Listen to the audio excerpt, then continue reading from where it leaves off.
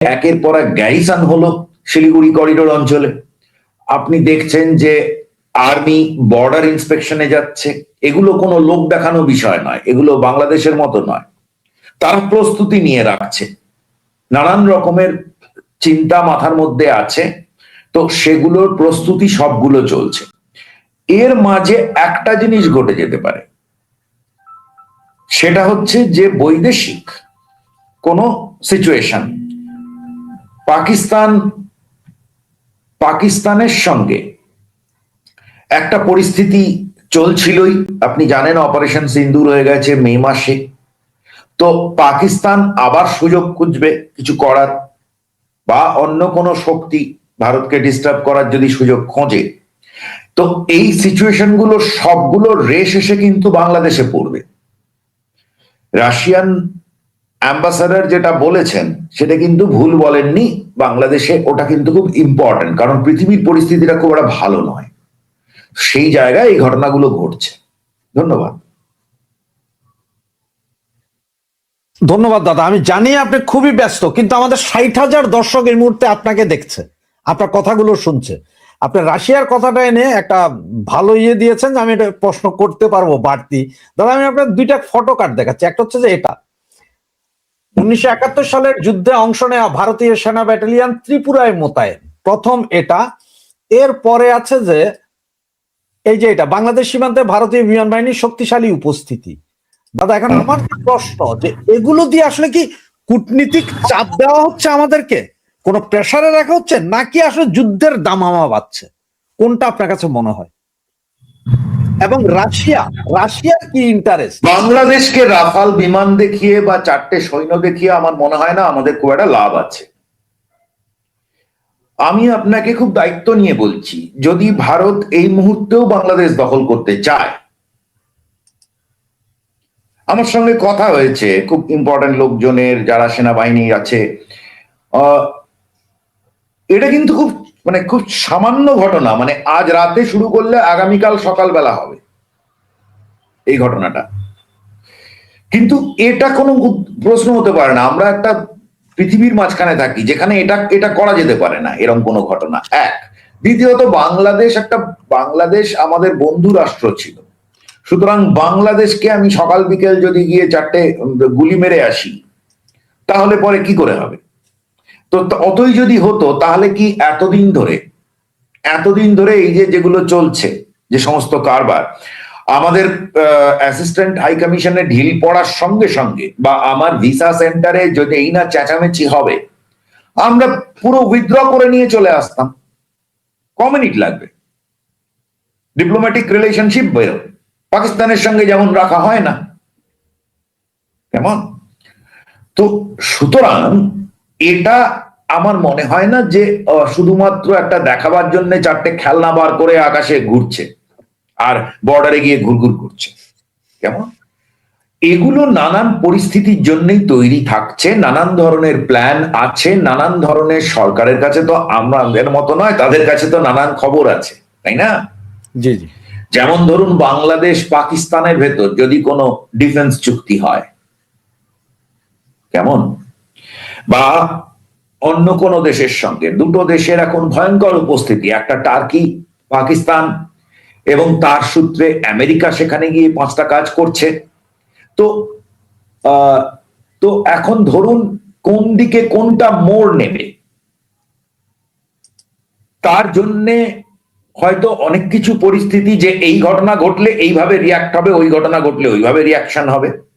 আমার মনে হয় এগুলো সবই প্রস্তুতির অংশ হিসেবে দেখা উচিত, এবং সর্বক্ষণ যে সেগুলো শুধু, আর ওই যেগুলো বলছেন যে মহড়া টহরা ইত্যাদি, হয়তো অনেক কিছু হয়তো রেগুলারই হতো, তবে যেমন 3টে গ্যারিসন যখন হয়েছে তখন বোঝা যাচ্ছে যে কোথাও কিছু প্ল্যান আছে, কারণ তা না হলে পরে ওরকম দুমদারাক্কা গ্যারিসন খুলবে কেন?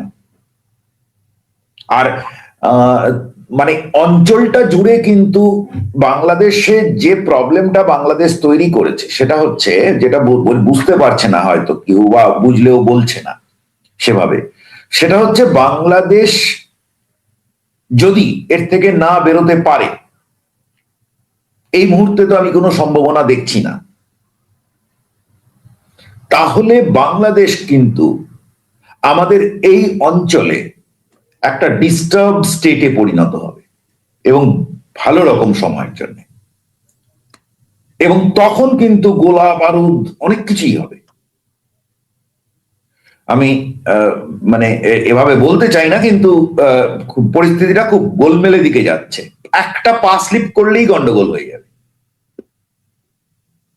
আর আপনি যে দেখছেন যে আজকের যা পরিস্থিতি আছে, ধরুন এই মাসেরই শুরুর দিকের ঘটনা, বাংলাদেশে এক গাদা খবর বেরোলো যে ভারতকে দেখিয়ে দেওয়া হয়েছে পেঁয়াজ না কিনে, ওদের পেঁয়াজ পচছে। তার 7 দিন যায়নি কি 10 দিন যায়নি, তারপরেই পেঁয়াজ ওখানে 150 টাকা কেজি হয়ে গেছে। তখন পেঁয়াজ কেমন? তো ভারত যদি মনে করত যে বাংলাদেশকে ক্ষতি করবে, ভারতের খুব বেশি সময় লাগবে না কিন্তু। কারণ কিছুই নয়, আপনার খাবারের সাপ্লাইটা আমি একটু, আপনি বুক করলে আমার একটু ডিলে করে দিলাম না, আপনার ওখানে জনরোষ হবে, ইনফ্লেশন হবে। আপনি বাড়ির থেকে বেরিয়ে আপনার তো জিনিসপত্র যায় আপনার সমুদ্র দিয়ে, আমি সেই সমুদ্রটা কন্ট্রোল করি, আমি থাকি সেখানে। আপনার ওপর থেকে, পাশ থেকে, চারদিক থেকে আছে। তো এটা কোনো বিষয়ের মধ্যে পড়ছে না যে একটা মুশকিলটা হচ্ছে বাংলাদেশ পাকিস্তানি মেন্টালিটিটা নিয়ে ফেলছে যে আমাকে যুদ্ধ করতে হবে। এইটা খুব মুশকিল, এটা খুব মুশকিল। এবং তুমি যদি আমার শত্রুর সঙ্গে হাত মেলাও এবং এমন কোনো কাজ করো যেটাতে আমি মনে করি তুমি আমাকে থ্রেটেন করে ফেলছো, কেমন? তো ধরুন আপনি আমার বন্ধু, কেমন? এবার আমার যে শত্রু তাকে নিয়ে আপনি খুব ফুর্তি করছেন, তাহলে আপনি তো আমার বন্ধু থাকতে পারেন না।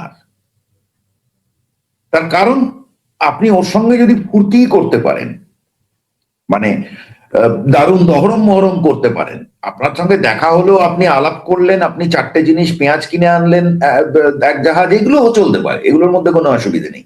কিন্তু আপনি দরজা খুলে দিচ্ছেন তাকে, একটার পর একটা প্রচুর স্টেটমেন্ট আছে আপনি দেখুন, এবং প্রচুর স্টেপস আছে।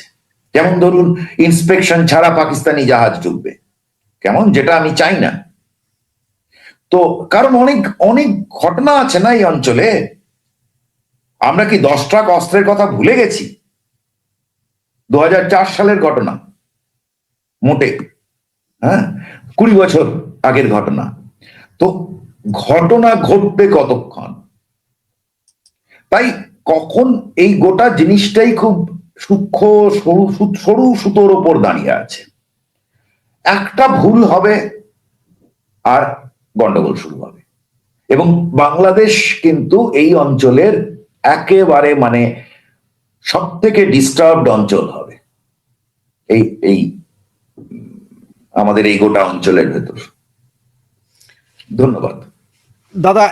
এটা হয়তো আপনার জন্য ব্যক্তিগত প্রশ্নই হয়ে যেতে পারে এই কথাটা। তারপর আমার একটু জানার ইচ্ছা যে আপনি দীর্ঘদিন সাংবাদিকতা করেছেন, দীর্ঘদিন। আমাদের বাংলাদেশ স্বাধীন হয়েছে প্রায় 54 বছর, অনেক সরকার এসেছে চলে গেছে। আজকের এই গত 1.5 বছরের মধ্যে আজকের যে পরিস্থিতি ভারত বাংলাদেশের, বিগত অন্য কোন সরকারের সময় কি এইরকম পরিস্থিতি দেখেছেন কিনা বা আপনি জানেন কিনা? আমার নিজেরই খুব একটা জানার কিউরিসিটি আছে যে এত খারাপ পরিস্থিতি। না, এখনো আমি বলবো যে অনেক কিছু, মানে ব্যাপারটাকে যদি এভাবে দেখা যায় যে দেখুন, খারাপ এক সময় নিশ্চয়ই ছিল, 75 ওই অঞ্চলে হয়তো ছিল, আমি তো দেখিনি। একটা কথা বুঝতে হবে, যেটা যে হাসিনার শত দোষ থাকতে পারে, কিন্তু হাসিনা না এলে বাংলাদেশের পৃথিবীতে কোনো পরিচিতি ছিল না। কেন ছিল না তার পক্ষে আমি কারণ বলতে পারি। আপনি বলবেন যে ইউনূস সাহেব নোবেল পেয়েছিলেন, কিন্তু দেখুন দারিদ্র পশ্চিমা বিশ্বে গিয়ে আপনি বেচতে পারবেন। পশ্চিমারা খুব পছন্দ করে, বাংলাদেশে আসবে, 4টে লোক ভিক্ষা করছে, তার ছবি তুলবে। ভারতও আসতো, এখনো আসে।